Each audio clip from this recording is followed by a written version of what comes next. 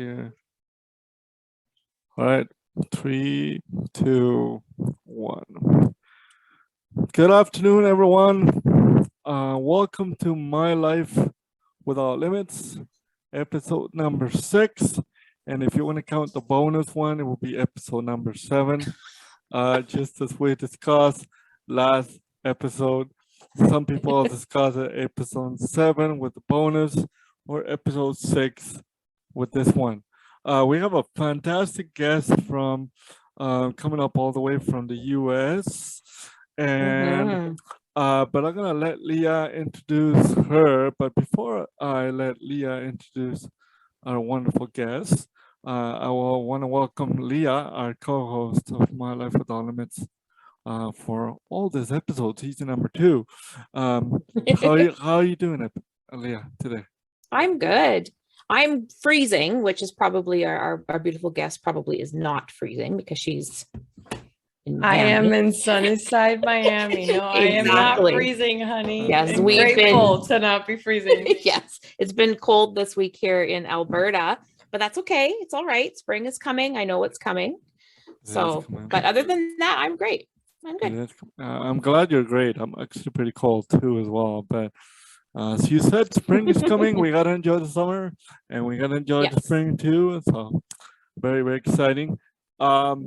We are having a wonderful guest today, which I'm gonna let Leah introduce herself. I believe Leah connected with a wonderful guest.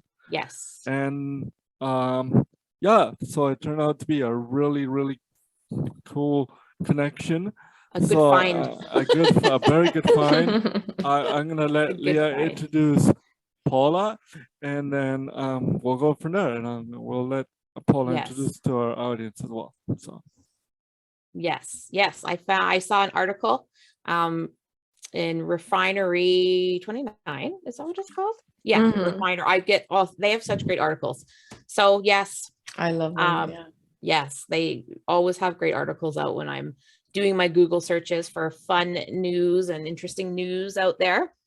And I came across Paula, right? Is that how you say your name? Yes. Paula. Beautiful. Yes. So I just found her on Instagram and reached out, and here we are. So I'm happy to have you here. So why don't you let our listeners know all about you?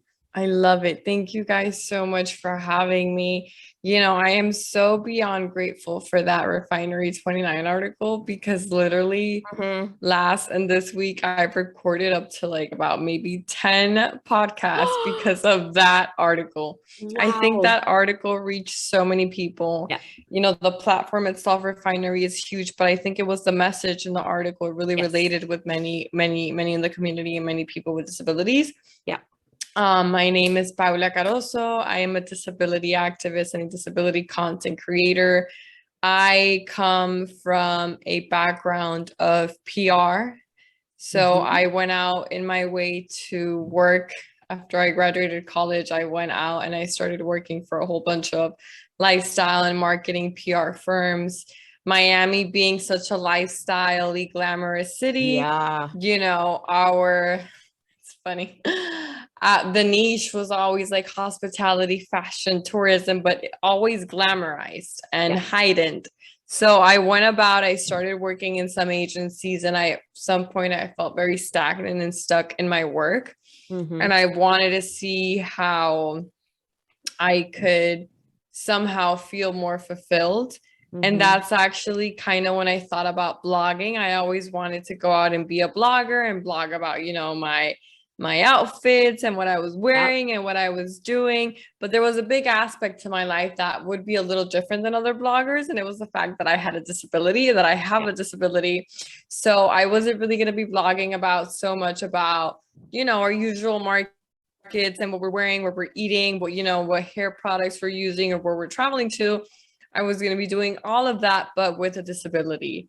I started this around 3 years ago, and now, you know, looking ahead, I think I've made some amazing friends. I've built an amazing community. I've gotten the opportunity to become part of others' communities. And I think that is just extremely satisfying. And I hope that my work can just continue and keep on expanding. Yeah, Absolutely. And I think it will, because you're so personable, and you know what? You're just willing to put yourself out there. Like it's sometimes that's what you have to do. You got to be vulnerable and Yeah, take that, I that agree. chance. I agree. Yeah. I like being as open and as accessible as I can. You know, Yes. having a disability, we live in a world that's not accessible. Yep. So I truly believe that giving that out in a way is what lets you in and what lets others in. So yeah. Absolutely. Paula, you did mention that you live with a disability now. I would like to know if you can explain to our guests who are listening today, or who will be listening on this episode, what type of disability were you born with? Where do you live all your life in Miami? Do you live Yeah. before somewhere else? Could you get into that a little bit so our Of listeners can get to course. know you? Of course. So I actually acquired my disability at the age of 5 from a brain damage from a surgery. I went into a tonsillectomy where in that surgery there was brain damage. It was a malpractice. And then in there I acquired brain damage, and subsequently I was more or less, I walked out of the surgery okay, but it wasn't like any other brain damage that you don't start developing symptoms until about days or a week after. And that's kind of where I started acting up a bit.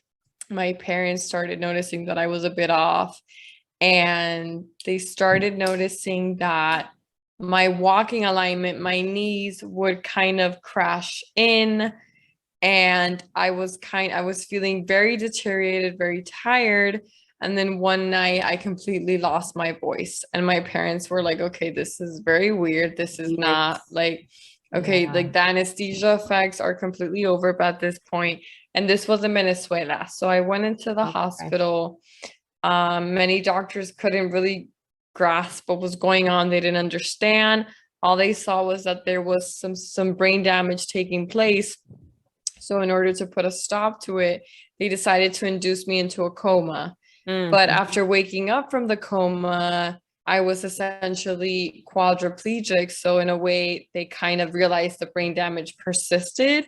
And then, you know, it was a back and forth with the hospital, and it was a malpractice, and it was a misdiagnosis, and it was my parents constantly arguing and trying to get like deep into the story, deep into what really happened. I was released from the hospital more from negligence, because again, I was admitted for like a month and they still couldn't properly diagnose me. There was a lot of miscommunication, them trying to, you know, be safe and not really release too much information. So I was released. Meanwhile, at that time, my parents were trying to adapt to their new kid, who now has this disability that she acquired. I don't know how. A new kid, essentially. And I remember always being in a car in Venezuela, hopping around from different doctors' offices, different doctors' visits, different specialized doctors too. We went from like primaries to skin doctors to orthopedics to neurologists to cardiologists, any kind of doctor that existed. They took me to in the hopes of finding a diagnosis. We came to the conclusion, one doctor said she had brain damage. This is what it's stemming out to be. I don't think she'll ever be able to walk again. I think she's going to essentially be quadriplegic in a wheelchair. And my parents were like, okay, thanks, but no thanks. And then 3 days after, or like 4 to 5 days after, my parents had initially set up this itinerary to come to Miami to try to find either treatment options or second opinions for me. And we kind of arrived and searched for like this cure, you know, like this, you know, this is not how she's going to stay for the rest of her life. And while I did make a lot of progress, it ended up being a disability. So it actually is something that's going to stay with you for the rest of your life. And then, you know, we landed in Miami for what we thought was going to be a couple months vacation. We visited a whole bunch of doctors. I was officially diagnosed, put in treatment plans. And then 20 years later, I'm still in Miami. So, you know, we never went back home. We did realize that in terms of accessibility and how people with disabilities were treated in third world countries versus Yeah. the US, there was like this vast difference. So my parents, said, let's just leave our home country behind and stay in the US. And just be there. Now, like Miami's got a pretty large like Latin community. So did it feel like home a little bit? Like did it have some familiar aspects? That is now. Mhm. Miami is very Latin now. Okay. But 20 years ago, Miami was part of America. Miami was American. Yeah. I would say like 10 years ago, 10 to 12 years ago was when we really started to see this huge Latin influx of people come in. And where essentially Miami was separated from the US and became this like Latin sense of America. Yeah. Oh, that's interesting. Yeah, Carlos can relate to that. Him coming from Mexico when he was older, of course, and coming up to Canada. But I mean, here it's completely opposite. Up in Alberta, it's completely opposite to Mexico. It is very, very different to be a part of a different country. But I can definitely relate to kind of your travesty of coming from a different country, from a third world country to a new world, and trying to find, like, it's very interesting how you started your story, or your comment on your story, on how your parents just wanted to come for vacation, or for like a little treatment of, like, not vacation, but like a little searching for the treatment, and then initially maybe going back home, but then didn't end up happening, and they end up deciding to stay in the US, right? Which is very, very interesting, because it's the same thing that happened to me. I initially came to Canada for 6 months, and started to see the different influence, the different aspects of Canada, and you decide to stay here for a better life, and that's always a very cool experience to hear. And now, you did mention something about you are a blogger now. Correct me if I'm wrong, but you did mention that you are blogging, or you wanted to be a blogger, or you are blogging. And so there's a lot of persons with disabilities out there who either acquired a disability after, kind of like similar to what you have experienced, or they have had this disability through birth, which it could happen as well. So what kind of recommendation, or what kind of challenges you went through living with a disability and becoming a blogger? The reason why I asked this question is because a lot of people want to be bloggers. A lot of people out there who are in the US or in Canada, they're trying this blogger situation in different aspects, and some of them they still have this stigma of disability, and they don't want to put themselves out there. So could you maybe talk a little bit about some of the challenges, or some of the successes you have overcome to continue with your career? So I think a big part of me was, like, I always say, that was the year I came out of the closet. And I use that term because it was really like a sense of me just wanting to fully be able to own who I was in a world that doesn't allow you to. And I didn't know exactly the right way to do that. I always came from like a creative background. I was a writer. I went to school for PR. So that was always in there. And then when I started working in the industry that I started working, I just thought to myself, I'm like, why don't I just gather the knowledge that I have, the experience and the skills, and use that in social platforms? I didn't know exactly what it was going to look like. I didn't know. The only thing I knew was that I wanted my canes to be in every picture. Right. Yes. I've noticed that with your, it's there, because it's there, but it doesn't have to be focal point, your focal point, but it is there. Yes. So a big part of me, when I started, I actually started with someone who decided to help me out and, to start exposing me to brands and to the market in Miami. And I was like, there's just one thing I want to keep. And she was like, what? And I was like, I want to have my cane in every picture because I think that's how I would come to have brand identity. And that's how I will come to be known. And then, you know, as soon as we started taking the pictures, people were like, what's that prop? And I'm like, what prop? The cane. I'm like, no, it's not a prop. I need that to walk. It's not a prop. It's an extension of yourself. Yeah, it's an extension of me. I have a disability, but people didn't think I have a disability because I don't look disabled. Yeah. So that's where I'm like, wait, so now I have to come in and redefine what looking disabled is. So for me, a lot of it was just this internal power coming to this physical reality of wanting to share with the world what my life is like. Whether you're feeling like you're not capable of doing it yet, that's completely fine. I feel that people have timelines for everything. I always say, don't set timelines, let life set timelines for you. Because there's going to be a lot of things that you're just not ready for because your spirit, your soul is not ready to take on that evolution yet. But there's no such thing as it's never the right time. It's more of like, when do you feel ready to take on such a role? Yes. You know? Yeah. So for me, a lot of it was coming into terms with who I was and the fact that I didn't want to keep hiding myself anymore in a world that forced me to hide myself.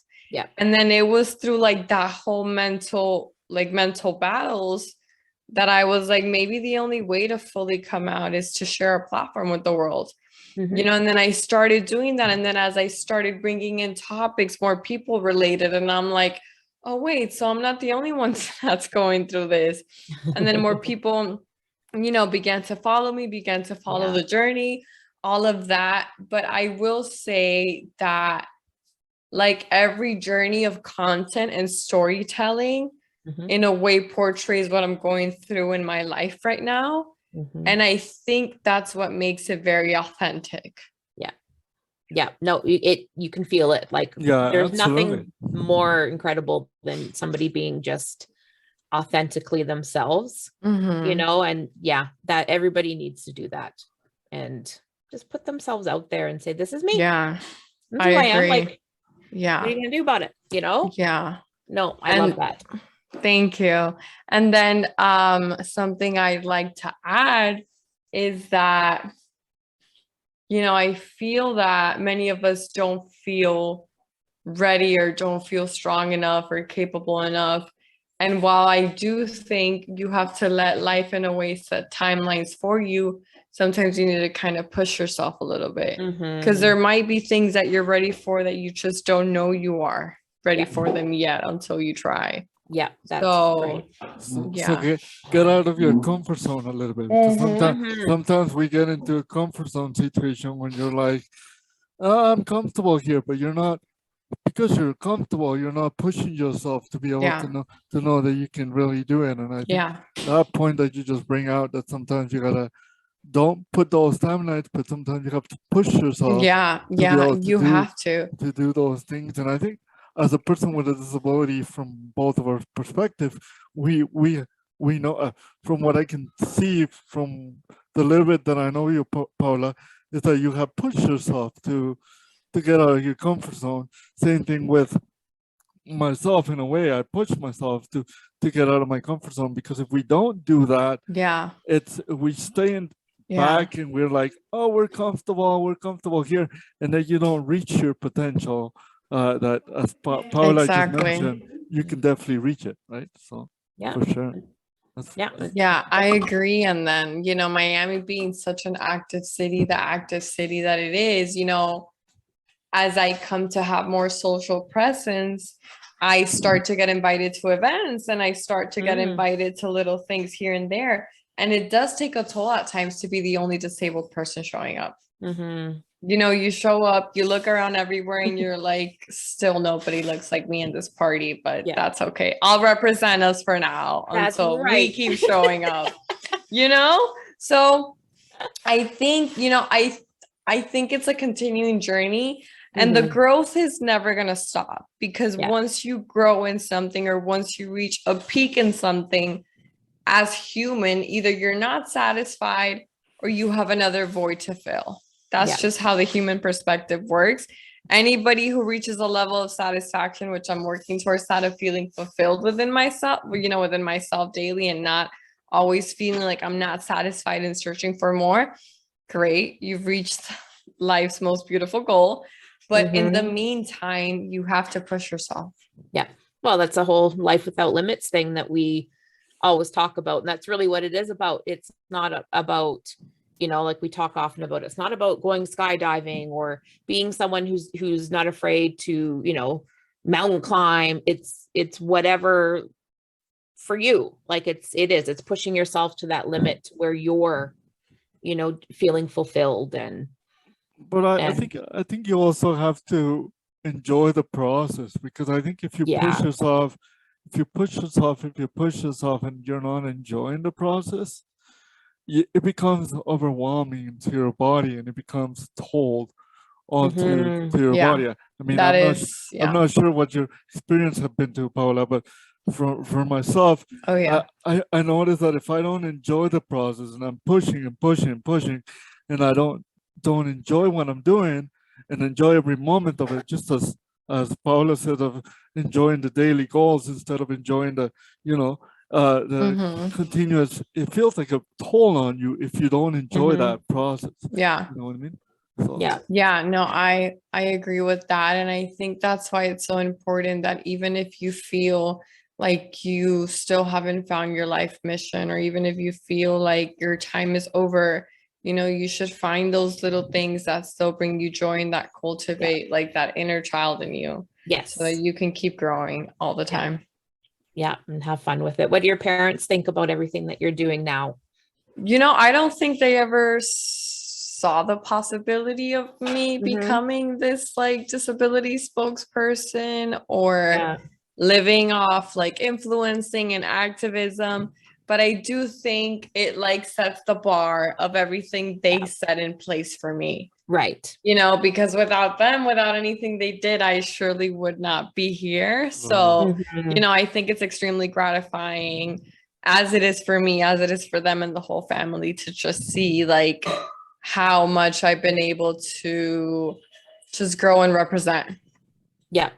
And I mean, for them, like, sorry, Carlos, it's just, as a mom, to think that, like getting your tonsils out is one of those things where like, oh, they do that every day, 100 times a day. Second, 5 minutes. One of the most common like things. And like, if Audrey ever had to go get her tonsils out, I'd be like, they do it all the time, Audrey. Like, like just how, having to go through that as a parent, that you send them in, you think everything's going to be fine, and then everything changes. Like that's, wow. No, I mean, they definitely lived a shock, and still to today, it's something that we can't fully speak about. Like we'll speak about it, but it's kind of like on the edges, and it's like, oh, remember the time? And it's like, and then we'll like, skip the subject go over. Because it was a heartbreak. It's still things that it's like, damn, like looking back, it's like, damn, we went through that. Like, how did we even have the strength or the courage to like pull through? And I think that kind of like shows, love. Yeah. Yes. Because otherwise you want to hold in that anger. Like as a parent, I would probably, gosh, the anger, right? Like of how did you let this happen? You're supposed to be taking care, and but it does happen. We see that a lot with cerebral palsy too. A lot happens when it probably didn't have to happen. So along the lines of like, along the lines of that conversation that you and Leah are having are you the only child? And the reason why I ask is because I would like to ask if you were not the only child, or if you had cousins or brothers, did they treat you any different? Did they treat you normally as they always, or they have? If you can explain that a little bit. So for me and my household, they always like adapted activities to me. Like we would go wash the car and I would be like, oh, I can't stand, to try to get away with it. And my dad would give me a bench and he would be like, wash the tires. And I would be there like, trying to like do things. And then I'd be like, I can't stand for too long washing the dishes. And they'll bring me a chair. So it was always that like, way to like make sure I know I can adapt my life because the world wasn't going to be accessible. And I have two sisters. I have an older sister and I have a younger sister. I'm the middle child. And we're always doing everything together. We're like this like the sisterhood of the traveling pants kind of thing. So yeah, it's like, it's very nice. And they've always made everything extremely inclusive and accessible for me. But then of course you had that all your life growing up and then you're kind of thrown into adulthood alone. And you're like, what is going on in this world? This is not the world that I used to know, but it's always been the reality. I just, as part for them so that I wouldn't have to struggle as much. They would help. And, but disabilities are mostly only spoken about when you're a kid. But then once when you're an adult, it's like we kind of lose our voice because we come out into this world that's not for us, that we'd rather stay home. We'd rather stay oppressed because in a way, that's what the system indirectly does. It indirectly oppresses you because you're better off living off benefits than actually coming out and, maybe kind of leveling out the unemployment rate. I don't know, I know. But yeah, that's kind of an attitude with the pandemic as well. A lot of people, well, if you're vulnerable to the, COVID, then just stay home. And it's like, no, you don't know. Let's all do what we need to do to help everybody be able to function back in society again and stay healthy. It's I agree. Like, how dare you be disabled and have a social life? And, like, I know, right? It's like, how can you do it all? I'm like, what do you mean? This has been me all my life. Yeah. The only difference is, you have to adapt things and your battery pack isn't as fully charged all the time, because I agree. You have to just remember that too. Exactly. I agree. As an adult, you end up burning, I don't know, I feel like you end up burning more energy, and it's more tiring in a way. Like I don't think I had the same battery as when I was 10 years old, right? You're like by 3 o'clock and you're like on your 30s now, and you're like, okay, my body starts to shut down, and it's just it is true. And the other thing that came up with or occurred to me when you were having this wonderful message to us is that as a kid, I don't know what you guys feel, but as a kid, I was never taught, well, I was taught to advocate for myself, but you don't really realize it as a kid because everything basically, your parents are teaching you how to do it. But sometimes when you're transitioning to adulthood, you cannot forget about it in a way because as Paula says, the benefits come through and you're like, oh, I can get benefits from the government. Well, in my case, I couldn't do it because I was an international student when I came to Canada. So technically, I didn't get the benefits until later. But if you were born in Canada or the US with a disability, you can get benefits as an adult, right?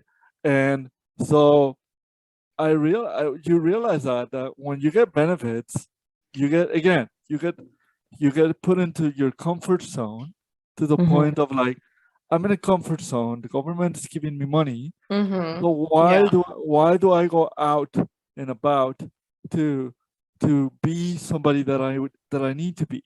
And I think just as Paula explained it very well, that's when you need to push yourself because again, then you don't become this comfortable. Well, it's like how we talk about you. Remember, like one time I did ask you, Carlos, like, would you use a wheelchair if you like, why is it that you use your canes? And you said because you would lose that drive because you would just be in your wheelchair, but because you're with your canes, you're constantly pushing yourself to keep going. And other Exactly. than just sort of being in a wheelchair is absolutely fine. Yeah. But for you, because your parents always did the same. They're like, well, Well, and as an adult now, my parents are like sometimes thinking, well, maybe when you go to the mall, it would be easier for you to get a wheelchair. But I went to the mall a couple of days ago and I was tired. But Mhm. and people are like, how can you be tired if you're sitting down? Because you're Oh, you're Because like you're rolling yourself, you're rolling your exactly own body you're, weight. you're, Like you're Yes. what do you you're, mean? you're rolling, Yeah. and no, even if they're pushing Silly. you, Yeah. the square is this small, and Yeah. Yeah, no, it's rough. you're like, you know It's what I rough. mean? So it is rough on your body, on your butt, everywhere. So Yeah. you get Yeah. tired. You get And you're tired. mental, right? Like mentally it's draining because, well, again, you're navigating a world that's not built for you. And mentally you're just like being constantly faced with barriers. And then it's like that's exhausting in itself too, you Yeah, know? imagine. Yeah. You get home and you're like, ugh. Imagine. Yeah, no, Like- it's rough. I'll tell you guys that. And even Yeah. me, like I'm constantly, and I'm very like up and going, you know, I do have a very active lifestyle, but even me at times, like I'll be out with my friends and I'll be, guys, I'm calling it a night early. Like my Yeah. body shut down 3 hours ago. I'm just here because I wanted to stick around, but I can't. I can't. Yep, exactly. So Yeah. you were talking. I don't want to go backwards, but you were talking a little bit about how you sometimes go to these events that you got invited to, and you feel like you're the only person who has, or you are the only person who has a disability in that particular event. You haven't found somebody previous to other events that have a disability in the U.S. or in your community area, that have some sort of a disability, whether they're in a wheelchair, whether it's on crutches or. So I've basically, and it's not that I would take all the credit, but me and other advocates in Miami have created the disabled community in Miami. Okay. Mhm. For a while, New York has had its own disability community of full-blown advocates that I've come to know. Mhm. LA also has its, you know, I think it's like the big cities where we kind of reside, because in the smaller cities, it's not that we don't really know of advocates. Maybe I haven't found them, Mhm. but I don't really know who they are. But Yeah. in Miami, I can say I've made it my responsibility to come out and gather us together. And I should actually gather us constantly more together to have like meetups and groups. But you know, every time I get invited to an event, you get a +1. And I'll bring my disabled friends with me. You know, stuff like that. Yeah. Because, you know, if you're only going to have one, might as well have two. Yes. So, yeah. Absolutely. Now, I do have a question regarding that, and I want to know what you think. Here in Canada, I noticed that there's a lot of division between, and I might get my foot on my mouth, but there's a lot of division between disability groups. So basically, people with autism are here in a little group. People with spinal cord injuries are in another group. People, Mhm. and they all advocate in a separate way, right? Even so we are not. I'm thinking more like people are like, well, why did we don't unify ourselves as one big group like the LGBTQ did, like the Black Lives Matter did, like all of those groups who became humongously together from different groups. The Latin groups that are black came together with all the other people in the Black Lives Matter. So that's why it became such a bigger style group of people. And the disability community, they're all separated. They're all like in a little. At least that's that's what I can see in Canada. I don't know what you can see in the United States. And see if you are able to explain a little bit about that. What do you think? Whether it's happening the same in the States? Yeah, so it is. Mhm. I do see that constantly happening, and I'm going to tell you why. And I actually justify it, and I'm for it, because disability is part of your identity, and nobody or no other person will have the same experience with the disability they have and other disabilities. And I think it's important that we are spread apart, but when we need to come together, we come together. Right. Because we Yeah. only see the Black community. And I'm not saying they don't come together all the time, but Black Lives Matter sure as hell shows up when George Floyd was murdered. Oh yeah. You know, despite the intersection of what makes Black communities within the community different. Yeah. You know, LGBTQ communities, they come together when they have to, but besides that, they have different views on sex, gender, orientation, all of that. And Yeah. I think it's because our identities play such a big role into who we are, the intersection, our cultures. You know, disabilities is definitely more of an experience thing than just your disability. So I'd say I'm all for having meetup groups and having us come together when we need to. Yeah. But when you're speaking up, I need you to speak up on your issues and let me speak up on mine, because I can't fight for us all. Right. It's too difficult. No, it's that so makes hard. complete sense. And it is like our friend Bean, who we have here, she has spinal cord injury, and she runs like a great center doing great work with therapies and stuff. And yeah, she's very much in the spinal cord injury and the girls in wheelchairs groups.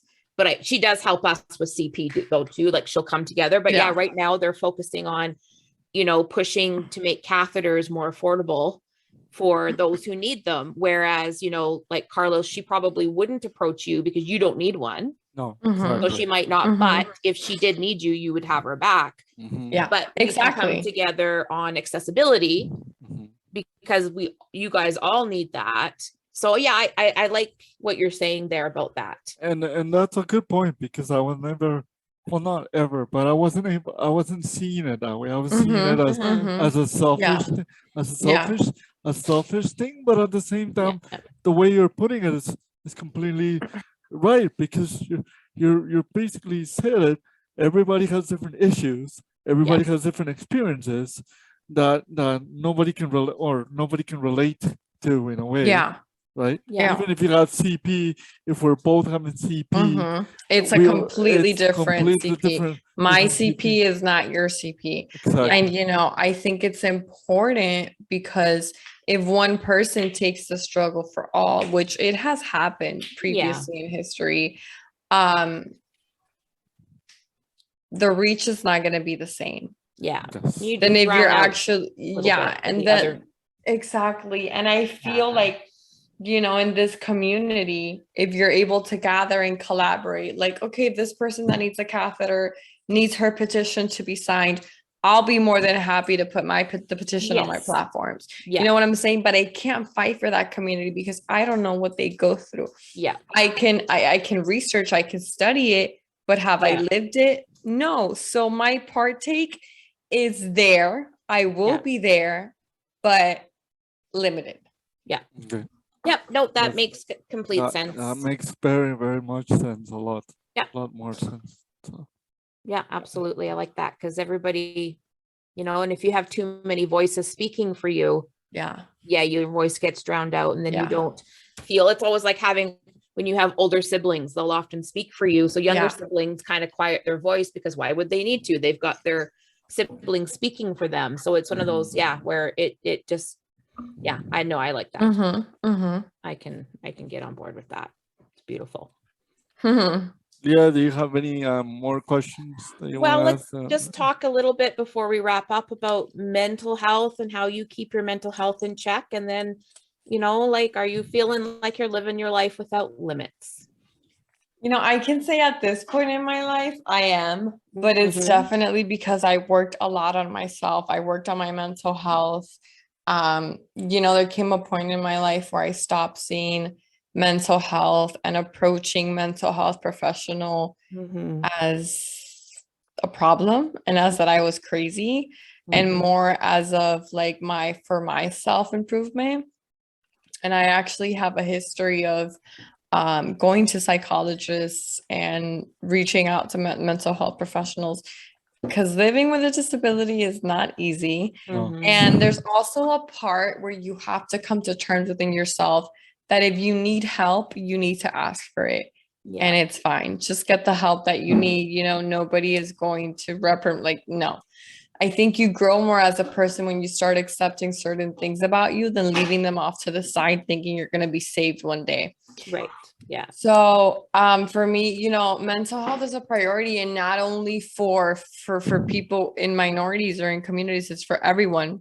Mhm. But I think besides mental health, I think it's small wellness changes that you need to Yeah. make on mindset to allow you to reach that mental health. Like Yeah. I would have never been able to reach mental health help if I wouldn't have accepted that, you know, reaching out doesn't make me any different, doesn't make me crazy how society would paint it back in the day. Yeah. And that didn't come from a mental health professional. That came from me tweaking my mindset a bit. So, yeah. Absolutely. Good for you. It's important. You're right. Mhm. Yeah. We need you doing what you're doing. Yeah, I very, agree. very, very Yeah. good. Very, very good. Very, very insightful how you put it. Mostly because you're right. It's not easy to live with a disability. It's Mhm. definitely not easy. But work on it every day and work on Mhm. yourself every day. And I mean, when I grew up in Mexico, I grew up thinking that going to a counselor, going to a psychiatrist, or going to professionals is for people who were, you know, crazy, who there was a little bit of a Mhm. knot that is not there in the brain. But then Yeah. you realize that no, it's good for you to work on yourself, Oh, yeah. you know, to you know, to accept your disability. And just the way you're Mhm. saying it, it's some I have accepted my disability, but it took me a long time to accept Mhm. my disability. Right. Yes. It took me a long time to say Mhm. this disability would not go away. Unfortunately, would not go away. Oh, yeah. I I have came to terms with that when I was like 21, Wow. Hey, See, yeah. and you I'm were 26 now. Yeah. you were So 21, so it was like what, 5 5 years years ago. 5 years ago. Yeah. Yeah. So And that was when I was able to make peace with like, okay, you know, this is who I am and this is who I'm going to be for the rest of my life. Yeah. I was probably 22 when I came up with the Yeah. realization of this is who I am going to be, Yeah. and I cannot change it. Yes, Yeah. there's sometimes that there's going to be, I don't know about you, Paula, but there's sometimes that there's some days that you're like, I'm tired. Why do I have to have a disability? I'm very, Yes. very tired, you know, and I'm 37 years old right now, but still sometimes going through this day on not on a daily basis, but sometimes you go through this type of deal, right?